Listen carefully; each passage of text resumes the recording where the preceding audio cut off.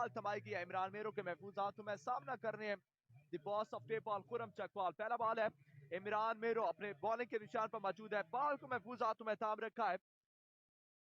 आए थोड़े तेज अंपायर की क्रॉस, पहला बॉल टॉप एज, या अल्लाह खैर, या अल्लाह खैर, कैच पकड़ने में कामयाब। वापसी का रास्ता इख्तियार करना होगा खुरम चकवाल को।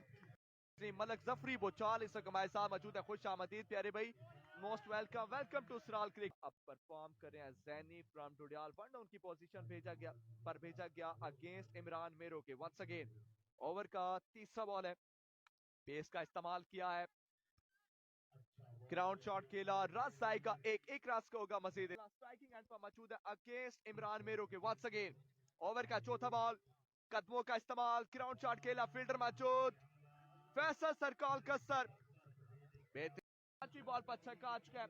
ओवर का लास्ट बॉल है, क्वार्टर फाइनल है प्यारे भाई, अब भी क्वार्टर फाइनल नहीं प्री क्वार्टर फाइनल है। टॉप एच हुआ, फील्डर